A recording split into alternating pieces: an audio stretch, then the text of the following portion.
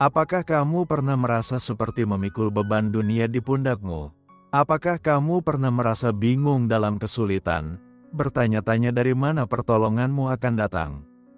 Hari ini, kita akan bersama-sama membahas hikmat mendalam dari Mazmur 121, yang bagaikan cahaya harapan bagi semua orang yang mencari bimbingan dan perlindungan ilahi. Mazmur ini mengingatkan kita bahwa pertolongan kita datang dari Tuhan, Sang Pencipta langit dan bumi. Saat kita menggali ayat-ayatnya, kita akan menemukan kekuatan yang luar biasa dari memulai setiap hari dengan ayat-ayat suci ini. Jika kamu percaya bahwa Tuhan bisa melakukan sesuatu dalam hidupmu hari ini, mari kita berdiri bersama dalam iman. Tonton atau dengarkan sampai akhir, aku akan memanjatkan doa yang sungguh-sungguh bersama denganmu dalam nama Yesus. Semoga kamu membuka hati dan menerima berkat dari doa ini. Mari kita memulai perjalanan ini dengan Mazmur 121. Mazmur ini mengangkat mata dan hati kita untuk memandang dari mana datangnya pertolongan. Dalam Mazmur 121 ayat 1-2, kita membaca, "Aku melayangkan mataku ke gunung-gunung, dari manakah akan datang pertolonganku? Pertolonganku ialah dari Tuhan, yang menjadikan langit dan bumi." Kata-kata ini mengingatkan kita bahwa kekuatan dan pertolongan kita tidak datang dari hal-hal duniawi, melainkan dari Tuhan yang Maha Kuasa, Sang Pencipta segala sesuatu. Saat kita menghadapi tantangan baru setiap hari, mari kita ingat untuk menengadah dan mencari bimbingan serta perlindungan dari Tuhan. Hari ini, kita akan membahas 3 kebenaran utama dari Mazmur 121 yang dapat mengubah cara kita menjalani setiap hari. Pertama, Tuhan adalah penjaga yang selalu terjaga. Tuhan kita adalah penjaga yang abadi. Dia tidak pernah tertidur atau terlelap. Mazmur 121 ayat 3-4 mengatakan, "Ia takkan membiarkan kakimu goyah, penjagamu tidak akan terlelap." Sesungguhnya tidak terlelap dan tidak tertidur penjaga Israel. Kata-kata ini menggambarkan Tuhan sebagai penjaga yang penuh perhatian terhadap hidup kita. Tidak seperti penjaga manusia yang membutuhkan istirahat, Bapa Surgawi kita selalu berjaga, menjaga kita setiap saat. Bayangkan, betapa damainya mengetahui bahwa kita selalu berada dalam lindungan Sang Maha Kuasa. Kebenaran ini seharusnya mengubah cara kita menyambut setiap hari. Apapun tantangan yang ada di hadapan kita bisa melangkah dengan keyakinan, karena langkah kita telah ditetapkan oleh Dia yang tak pernah melepaskan pandangannya dari kita. Dalam Amsal 2 ayat 8, kita membaca, "Ia menjaga jalan keadilan dan memelihara jalan orang-orangnya yang setia." Pengawasan Tuhan meliputi setiap aspek kehidupan kita, menjaga jalan-jalan kita dan melindungi langkah-langkah kita. Ini bukan hanya janji untuk Israel kuno, tetapi juga untuk semua orang yang percaya kepadanya. Pikirkan tentang Hagar di padang gurun. Ketika dia merasa ditinggalkan dan putus asa, Tuhan menampakkan dirinya sebagai Allah yang melihat. Seperti yang Dia lakukan dengan Hagar dalam pergumulannya, Tuhan juga melihat kita dalam pergumulan dan kemenangan kita sehari-hari. Kedua, Tuhan adalah pelindung kita yang menyeluruh. Tuhan kita bukan hanya pengamat dari jauh, tetapi Dia juga adalah pelindung aktif dalam hidup kita. Dalam Mazmur 121 ayat 5-6, kita membaca, "Tuhanlah penjagamu, Tuhanlah naunganmu di sebelah tangan kananmu. Matahari tidak menyakiti engkau pada waktu siang, ataupun bulan pada waktu malam." Ayat-ayat ini menggambarkan betapa Tuhan begitu peduli terhadap kita. Seperti naungan yang menyejukkan di bawah terik matahari, Tuhan berdiri di samping kita, melindungi kita dari segala ancaman. Gambar ini mengingatkan kita bahwa apapun situasi yang kita hadapi, Tuhan selalu ada di samping kita, sebagai pelindung kita. Yesaya 25 ayat 4 mengatakan, "Sebab Engkau adalah tempat perlindungan bagi orang lemah, tempat perlindungan bagi orang miskin dalam kesesakan mereka, perlindungan terhadap angin ribut, naungan terhadap panas terik." Naungan Tuhan bukan hanya perlindungan fisik, tetapi juga perlindungan rohani, yang menjaga kita dari kenyataan keras hidup yang bisa menghancurkan kita. Pikirkan kisah Yunus. Meskipun dia lari dari panggilan Tuhan, Tuhan tetap memberinya tanaman untuk melindunginya dari teriknya matahari. Ini menunjukkan bahwa bahkan ketika kita tersesat dari jalan yang benar, kasih dan perlindungan Tuhan tetap menyertai kita dalam segala aspek kehidupan. Ketiga, Tuhan adalah pelindung kita yang kekal. Tuhan kita bukan hanya pelindung sementara, tetapi Dia adalah pelindung kekal yang menjaga setiap aspek hidup kita. Dalam Mazmur 121 ayat 7-8, kita membaca, "Tuhan akan menjaga engkau terhadap segala kecelakaan. Ia akan menjaga nyawamu. Tuhan akan menjaga keluar masukmu, dari sekarang sampai selama-lamanya." Ayat-ayat ini mengungkapkan sifat perlindungan Tuhan yang menyeluruh. Perlindungannya tidak terbatas pada beberapa aspek atau waktu dalam hidup kita, tetapi mencakup semuanya, keselamatan fisik kita, kesejahteraan rohani kita, dan kehidupan sehari-hari kita. Janji ini juga digaungkan dalam Yudas 1 ayat 24.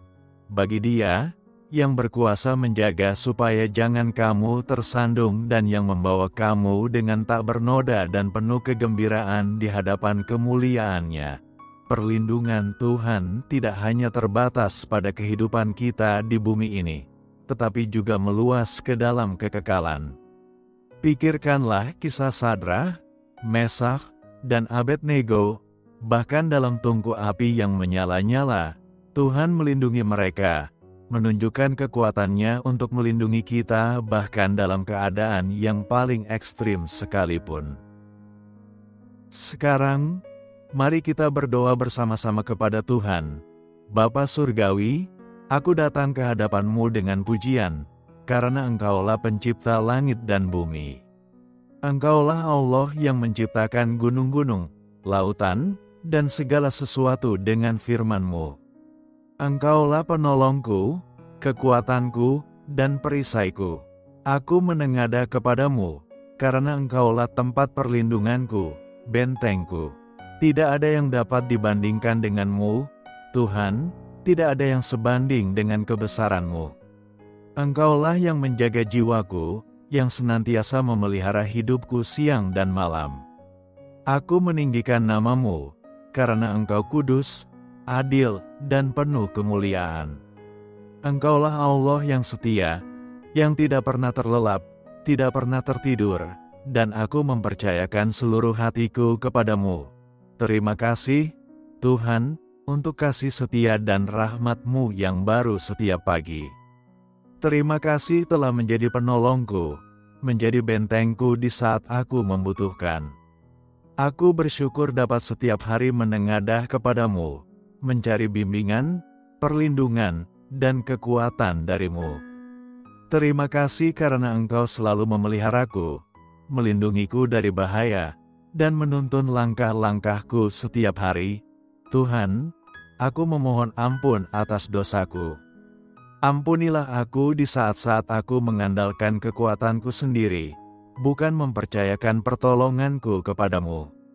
Seperti Engkau telah mengampuni aku juga mengampuni mereka yang bersalah kepadaku. Bersihkanlah hatiku, dan perbaharuilah roh yang benar di dalam diriku, supaya aku dapat berjalan dalam kasih karunia dan kasih-Mu yang sempurna.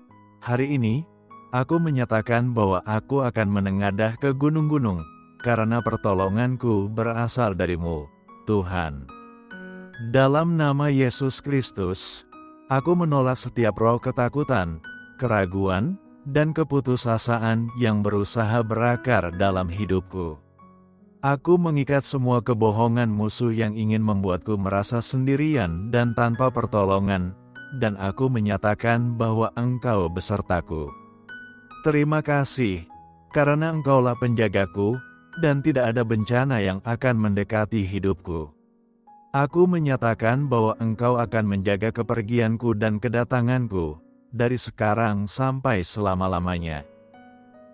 Tuhan, aku menyatakan bahwa langkah-langkahku telah ditetapkan oleh-Mu. Engkau tidak akan membiarkan kakiku goyah. Aku menyatakan bahwa aku dilindungi oleh tangan-Mu yang perkasa, dan Engkau memelihara hidupku siang dan malam. Ya Allah yang Maha Kuasa, aku menyatakan bahwa aku akan berjalan dalam damai sejahtera-Mu, karena Engkau menjaga aku, dan tidak ada yang dapat memisahkan aku dari kasih-Mu. Aku memohon kepadamu hari ini, agar Engkau mencurahkan berkat yang melimpah ke dalam hidupku. Tuhan, berikanlah aku hikmat untuk mengenali jalan yang telah Engkau tetapkan bagiku, dan untuk berjalan dalam ketaatan pada firman-Mu. Aku berdoa untuk kesembuhan bagi tubuhku, pikiranku, dan jiwaku. Ya Yehovah Rafa, penyembuhku, aku menyatakan bahwa setiap penyakit, setiap rasa sakit, dan setiap kelemahan disembuhkan oleh kuasa pemulihan-Mu. Tuhan, saat aku berdoa bersama dengan semua orang yang mendengarkan doaku, aku bersyukur untuk setiap hati yang terbuka di hadapan-Mu. Kami berdiri teguh dalam iman, sepakat mempercayai bahwa Engkaulah penjaga kami, pelindung kami, dan pertolongan kami setiap saat. Kami menyatakan bahwa dalam setiap peperangan yang kami hadapi, kami akan menang, karena Engkau beserta kami dan tidak pernah meninggalkan kami. Dalam nama Tuhan Yesus Kristus kami berdoa. Amin. Mazmur 37 adalah sebuah ayat Alkitab yang sangat kuat yang berbicara tentang salah satu aspek kehidupan yang paling penting, yaitu kesuksesan yang tampak dari orang fasik dan penderitaan orang benar. Dalam ayat ini, Daud mengingatkan kita tentang kesetiaan Tuhan, keadilannya, dan waktunya. Banyak dari kita mencoba untuk menyelesaikan segala sesuatu dengan kekuatan kita sendiri. Kita sudah berdoa, kita sudah bekerja keras, dan terkadang kita bertanya-tanya, bagaimana bisa orang yang tidak hidup sesuai dengan kehendak Tuhan tampak lebih sukses daripada kita? Pastikan untuk tetap bersama kami sampai akhir video ini, karena aku akan mengucapkan doa yang kuat bersama kamu, agar kita dapat melihat keadilan dan kasih karunia Tuhan dalam hidup kita, saat kita percaya kepadanya untuk terobosan. Sahabat-sahabatku, Mazmur ini dimulai dengan ayat pertama yang berkata, "Jangan marah karena orang yang berbuat jahat, jangan iri hati kepada orang yang berbuat curang."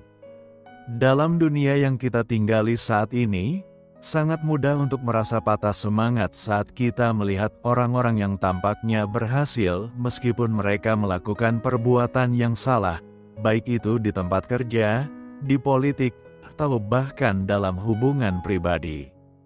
Kita bisa merasakan frustrasi saat menyaksikan orang lain berhasil melalui cara yang tidak jujur atau tidak etis. Namun dalam ayat kedua, Daud mengingatkan kita bahwa kesuksesan yang tampak ini hanyalah sementara. Ia menyamakan orang fasik dengan rumput yang akan segera layu dan memudar. Ini adalah pengingat bahwa keberhasilan duniawi yang diperoleh melalui cara yang salah hanyalah sementara dan pada akhirnya akan meninggalkan kita. Dalam Mazmur 37 ayat 3, orang benar didorong untuk percayalah kepada Tuhan dan lakukanlah yang baik, diamlah di negeri dan berlakulah setia. Mempercayai Tuhan berarti percaya bahwa Dia berdaulat, bahwa Dia adalah Raja, bahwa Dia akan membuat jalan bagi kita dalam segala keadaan, dan bahwa rencananya untuk kita sempurna, meskipun kita tidak selalu memahaminya. Berbuat baik adalah ekspresi aktif dari iman kita.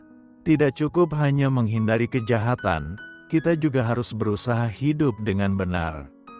Kita semua harus berusaha menunjukkan kasih dan keadilan Tuhan dalam tindakan kita.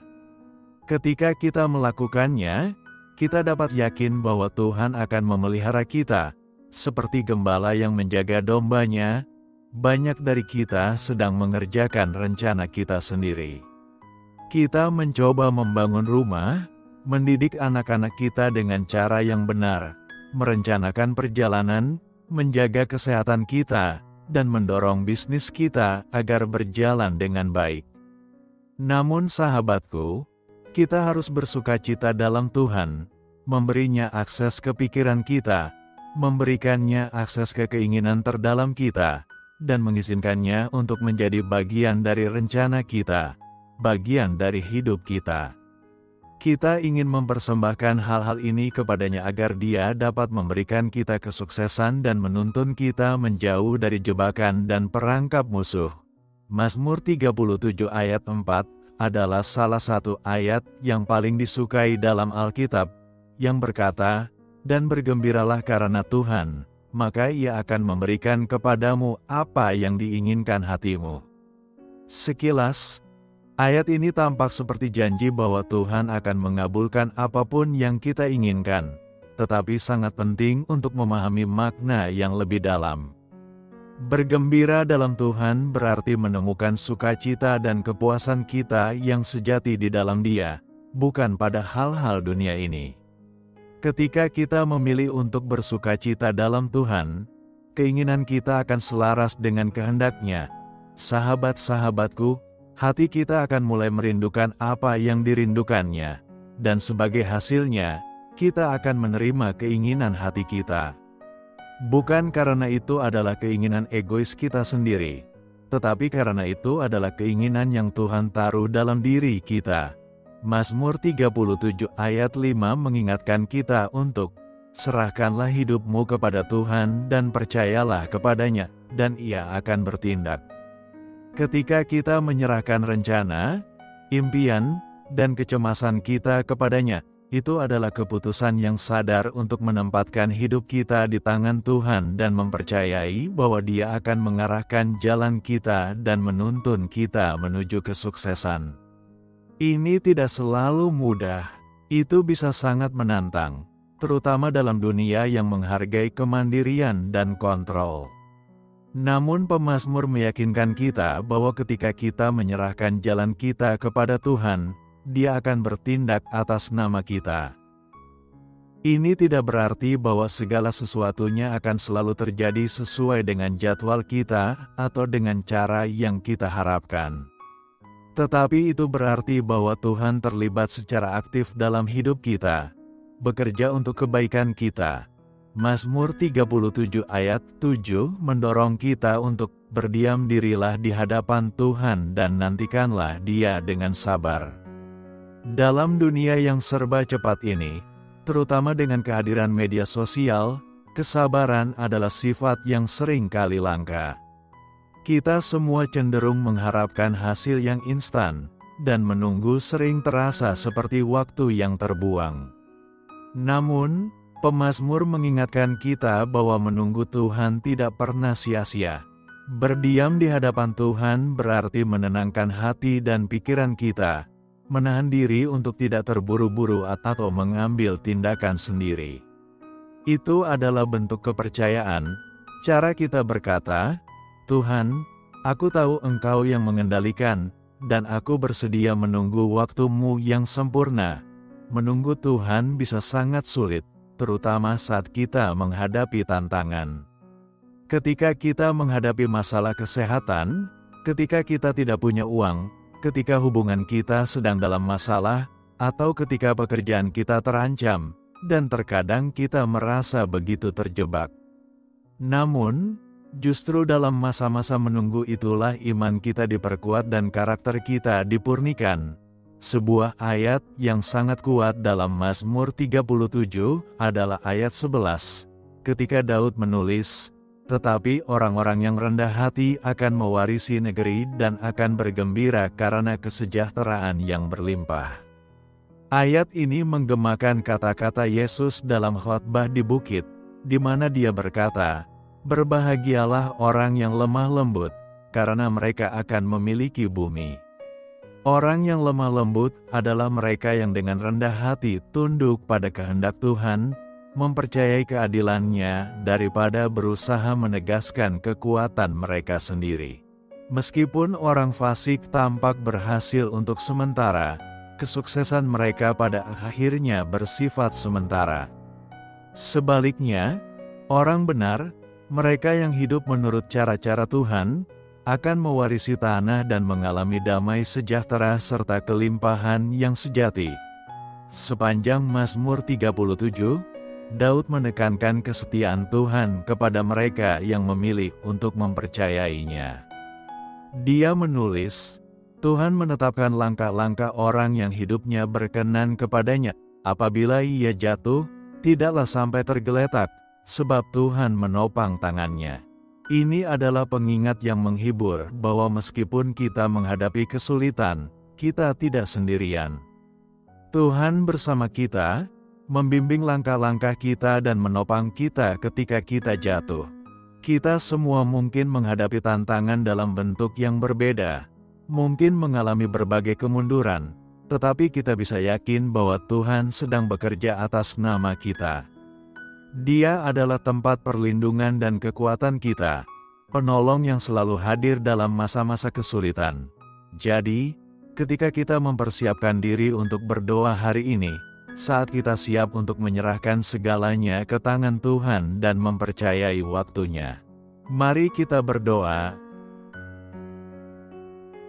Bapa yang penuh kasih, saat kami memulai hari yang baru ini, kami datang ke hadapan-Mu dengan hati penuh syukur dan kepercayaan. Kami diingatkan oleh hikmat dalam Mazmur 37 yang memanggil kami untuk percaya kepada-Mu dan tidak khawatir tentang mereka yang tampaknya berhasil melalui cara-cara yang tidak benar. Tuhan, bantulah kami untuk mengarahkan mata kami kepada-Mu. Bantu kami untuk tahu bahwa Engkau adalah sumber kekuatan dan hikmat kami yang sejati. Hari ini, kami memilih untuk menyerahkan jalan kami kepada-Mu. Hari ini kami percaya bahwa Engkau akan membimbing langkah kami. Semoga tindakan kami mencerminkan kebaikan-Mu dan membawa kehormatan bagi nama-Mu. Hari ini kami menyerahkan semua kekhawatiran dan kecemasan kami, yakin bahwa Engkau sedang bekerja segalanya untuk kebaikan kami. Ajarlah kami, ya Tuhan, untuk bersukacita di dalam Engkau, untuk menemukan sukacita terdalam kami dalam hadirat-Mu. Saat kami melakukan ini, kami hanya meminta agar Engkau menyelaraskan keinginan kami dengan keinginan-Mu, agar kami dapat berjalan dalam kehendak-Mu dan mengalami kelimpahan hidup yang Engkau janjikan. Banyak orang telah menyerahkan rencana mereka kepada-Mu. Kami memohon agar Engkau menyentuh mereka, campur tangan dalam kehidupan mereka, dan memberkati mereka. Tuhan, hari ini kami memilih untuk mempercayai waktu-Mu, mempercayai cara-Mu, dan mendengarkan suara-Mu. Kami bersyukur atas kasih-Mu yang tak pernah gagal, dan atas damai sejahtera yang kami rasakan saat kami mempercayai-Mu. Kami berterima kasih atas segala yang telah Engkau lakukan bagi kami, dan juga untuk segala yang sedang Engkau lakukan. Dalam nama Yesus Kristus kami berdoa, amin. Pernahkah kamu merenungkan makna mendalam dari Mazmur 23, terutama ketika Daud mengatakan, Engkau meminyaki kepalaku dengan minyak. Kalimat ini terdengar indah, tetapi ketika kamu mendalami maknanya, kamu akan menemukan sebuah kebenaran yang sangat mendalam di dalamnya. Hari ini, aku ingin membagikan ini denganmu, karena rahasia yang tersembunyi dalam Mazmur ini bisa sepenuhnya mengubah cara kamu menghadapi kehidupan. Bayangkan Daud, sebelum menjadi raja, dia adalah seorang gembala. Dia tahu semua hal tentang merawat domba. Banyak orang mungkin tidak tahu bahwa domba sering menghadapi satu masalah besar saat mereka sedang merumput, lalat. Ya, lalat mungkin terdengar sepele, tetapi bagi domba, itu adalah mimpi buruk. Lalat-lalat ini bukan hanya mengganggu dengan berdengung di sekitar, kadang-kadang mereka masuk ke dalam hidung dan telinga domba. Lebih parah lagi, lalat-lalat ini bertelur di dalam tubuh domba, dan larvanya bisa merusak otak mereka. Bayangkan penderitaan dan keputusasaan yang dialami oleh domba-domba malang ini. Lalu, apa yang dilakukan domba dalam keputusasaan mereka? Mereka mulai membenturkan kepala mereka ke batu atau benda lain, mencoba mengurangi rasa sakit, tetapi seringkali ini malah membuat mereka lebih terluka, bahkan mati. Disinilah peran penting seorang gembala terlihat. Dia tahu apa yang harus dilakukan. Dia mengambil minyak dan mengoleskannya di kepala domba. Minyak ini adalah semacam penolak serangga alami yang dapat melindungi domba dari gangguan lalat, melindungi mereka dari siksaan. Pengalaman Daud sebagai seorang gembala menginspirasi dia untuk menulis Mazmur ini. Ketika dia berkata, "Engkau meminyaki kepalaku dengan minyak," dia tidak hanya berbicara tentang sebuah tindakan pertanian, dia sedang menyampaikan sebuah pengajaran rohani yang kuat. Dalam Alkitab, panah sering digunakan untuk melambangkan kekuatan jahat atau serangan iblis. Ini berarti bahwa iblis bisa menyerang hati atau pikiran kita dengan cepat dan mematikan, seperti panah. Iblis disebut Beelzebul, yang berarti raja lalat, melambangkan sifat lalat yang terus-menerus mengganggu, sama seperti iblis yang terus-menerus mengganggu pikiran kita. Oleh karena itu, perumpamaan tentang domba dan lalat menggambarkan apa yang terjadi di dalam pikiran kita dengan tepat. Dalam perumpamaan ini, domba terganggu oleh lalat.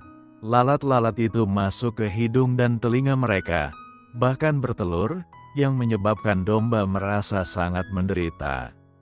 Sama seperti iblis menyerang otak dan jiwa kita melalui pikiran negatif dan kebohongan, dampak negatif ini secara perlahan menggerogoti emosi, penilaian, bahkan tindakan kita. Musuh selalu menyerang pikiran kita terlebih dahulu. Jika dia berhasil masuk ke pikiran kita, dia mulai memengaruhi emosi, keputusan, dan akhirnya tindakan kita, sehingga mengguncang seluruh kehidupan dan iman kita. Segalanya dimulai dari pikiran. Ini mengingatkan kita untuk selalu waspada secara rohani, karena begitu pikiran negatif atau jahat masuk, mereka akan terus mengganggu seperti lalat, dan akhirnya mempengaruhi emosi, keputusan, dan tindakan kita. Itulah mengapa Daud memohon agar diurapi dengan minyak. Dalam Alkitab, minyak melambangkan Roh Kudus, dan yang dimaksud Daud adalah, "Tuhan, lindungi pikiranku, lindungi aku dari serangan yang mencoba menghancurkanku." Karena ketika kita mengizinkan Roh Kudus mengurapi pikiran kita membangun pertahanan terhadap serangan musuh.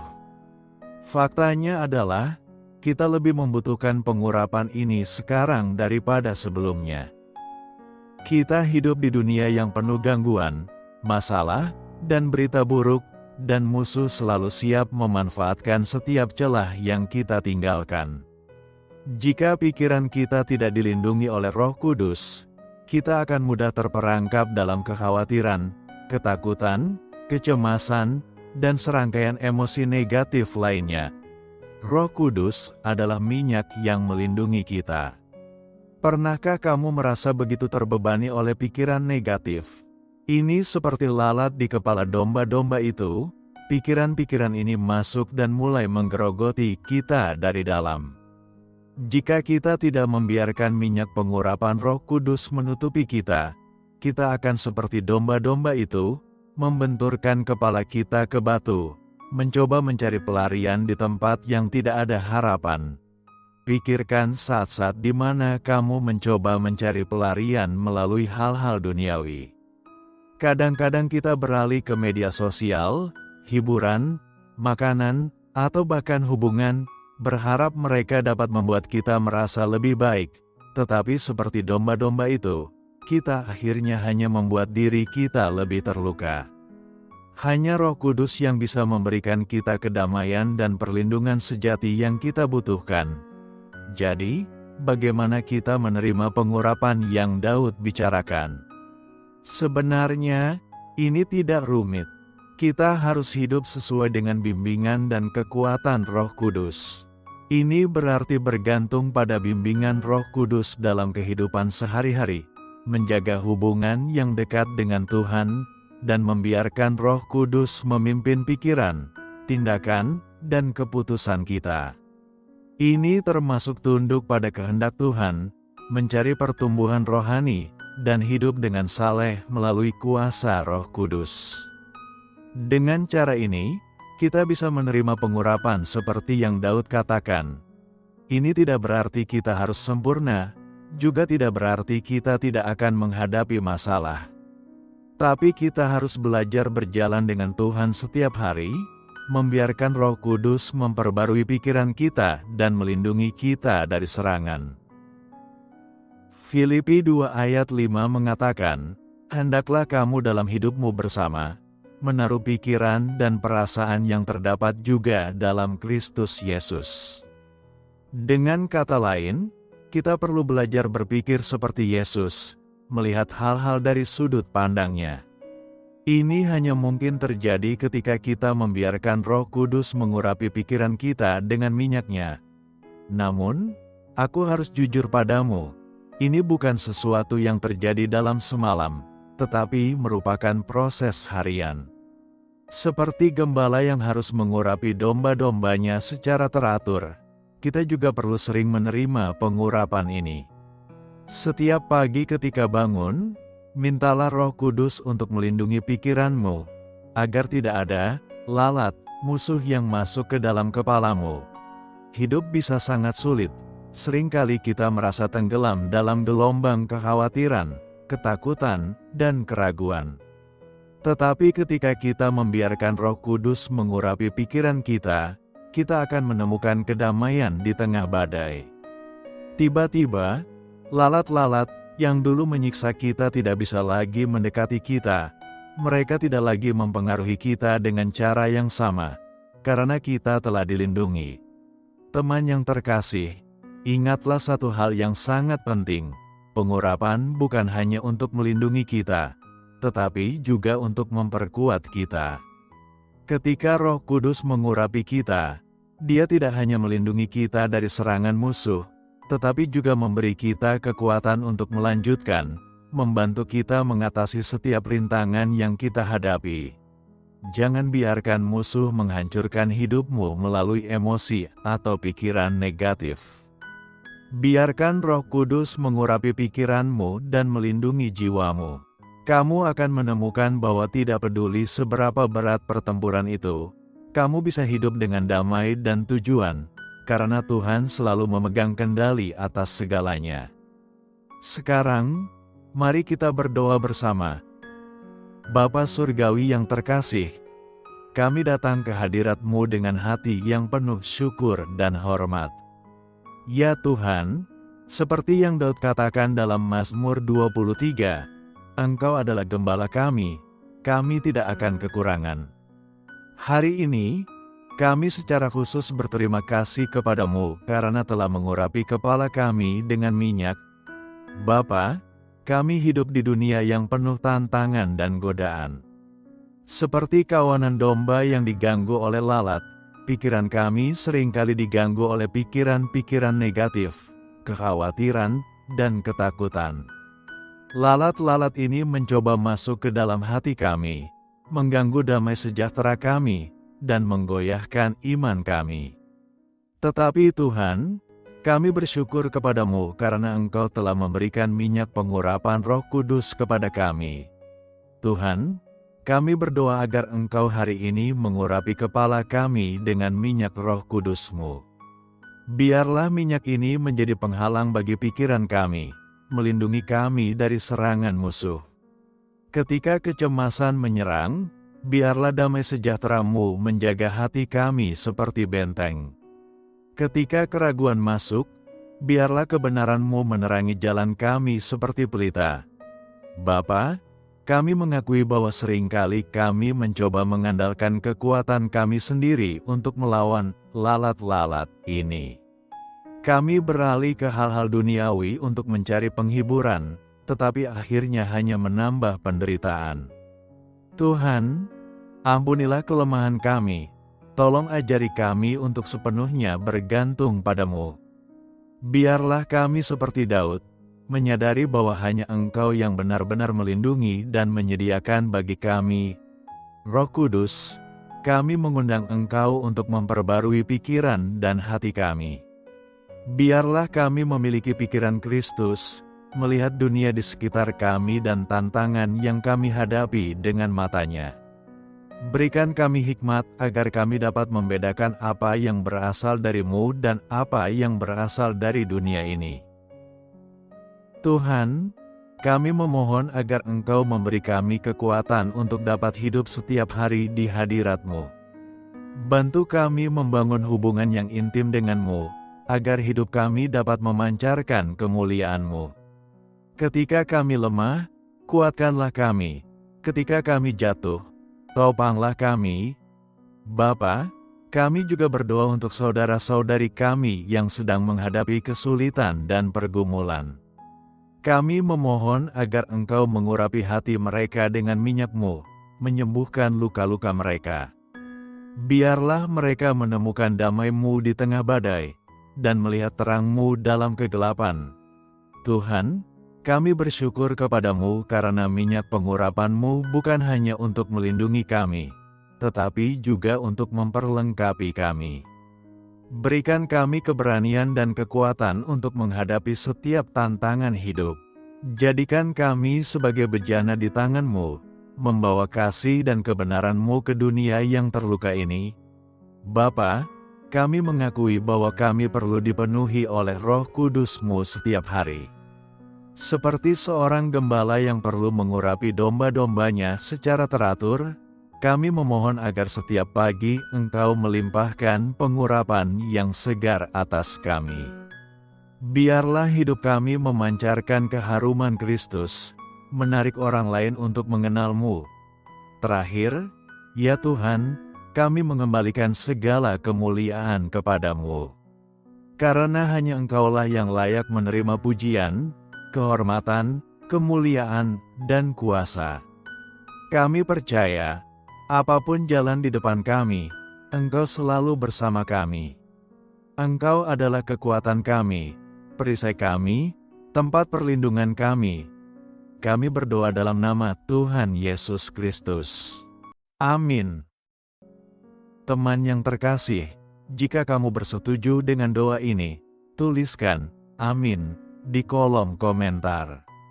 Aku menyatakan, dalam nama Yesus, bahwa semua berkat dalam doa ini sekarang telah datang kepadamu. Kamu diberkati untuk menjadi berkat bagi orang lain. Silakan bagikan video ini, klik suka, dan berlangganan saluran kami. Semoga segala kemuliaan bagi Tuhan, dan semoga kasih karunia dan damai sejahtera dari Tuhan Yesus Kristus selalu menyertai kalian.